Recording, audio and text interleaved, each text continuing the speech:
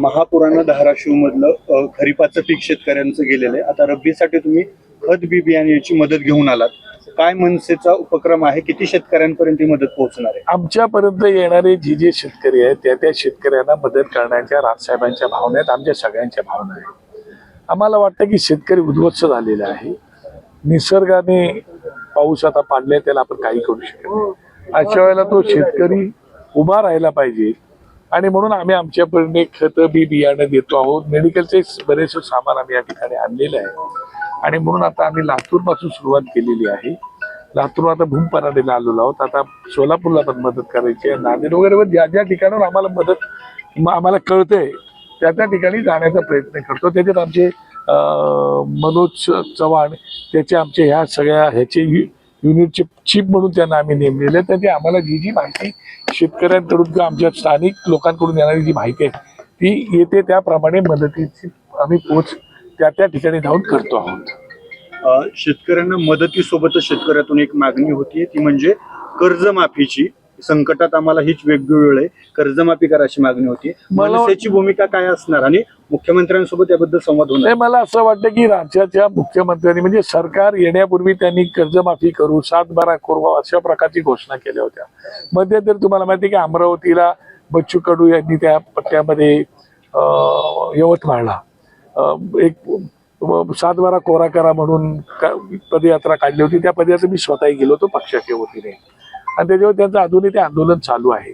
मला असं वाटतं जर सरकारने कशा प्रकारचं ठरवलं होतं तर 7-12 कोरा करावा, कर्ज माफ करावं.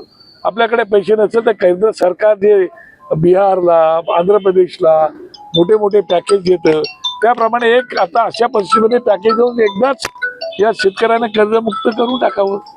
काय तुमचे एनडीआरएफचे जे काही निकष आहेत ते बाजूला ठेवावे, ओला दुष्काळ जाहीर करून टाकावा, शेतकऱ्यांना जेवढी मदत करता येईल तेवढं करण्याचा प्रयत्न करावा.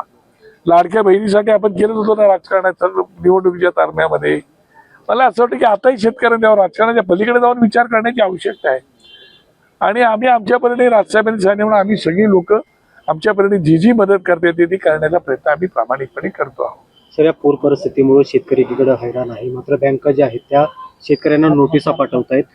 मनसे म्हणून आपली काय भूमिका असेल किंवा त्या बँकांना काय केलं? मला असं वाटतं राज्याच्या मुख्यमंत्री महोदयांनी बँकांना विनंती केलेली आहे, बँकेने अशा उद्ध्वस्त झालेल्या शेतकऱ्याला त्रास देऊ नये. त्याचे शेतकऱ्यांकडे पैसे आले तर शेतकरी देतील. या देशामध्ये कोट्यावधी हजारो कोटीचे घोटाळे करून लोक देशाच्या बाहेर पळालेले आहेत. पण माझा शेतकरी 1000, 10,000, लाख, 5 लाख रुपये कर्ज घेतलेला त्याला तुम्ही उद्ध्वस्त करताय. त्यांच्याकडून पैसे वसूल करायला पाहिजेत खरे म्हणजे. पण असो जे काय असो ते, शेतकरी इथून जमीन सोडून पुढे जाणार नाही, घर सोडून पुढे जाणार नाही. आता त्याला दिलासा देण्याची वेळ आहे. सरकारने जबाबदारी घेतलेली आहे. ती जबाबदारी घेतलेली असताना आता बँकेनी तगादा लावता कामा नये.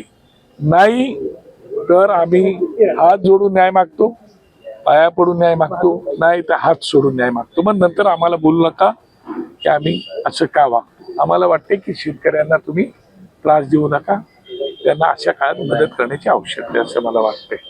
हे दे रे.